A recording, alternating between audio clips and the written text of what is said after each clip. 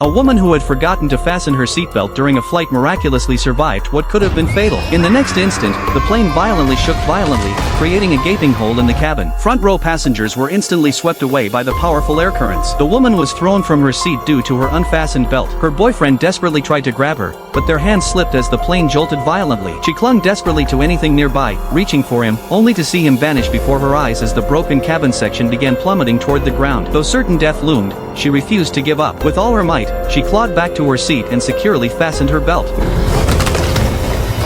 Miraculously, she survived, though her calf was pierced by an iron rod. Clenching her teeth against excruciating pain, she gritted her teeth and pulled out the metal rod. Then she tore her skirt to bandage the wound. As the intense pain nearly knocked her unconscious, she suddenly heard a helicopter's distant hum. Rushing out of the cabin, she screamed for help into the sky. But the helicopter crew couldn't hear her cries. Watching it fade into the distance, the woman sank into despair yet refused to surrender. She turned back to search for any usable items in the wreckage. Just then, she witnessed a terrifying scene. A ferocious tiger suddenly appeared in the cabin. She immediately held her breath, not daring to make a sound, fearing she might become the tiger's prey. But as she retreated, her foot accidentally stepped on a branch, making a noise that instantly drew the tiger's gaze. The woman froze in terror, watching the beast inch closer while mentally preparing for death. At the critical moment, the sound of a helicopter suddenly echoed through the air. Startled by this unfamiliar noise, the tiger turned and fled. This fortunate escape saved her from certain doom. As she slumped onto the ground, she suddenly noticed a small bear toy beside her. Though merely a tiny doll, it brought a glimmer of comfort to the lonely and helpless woman.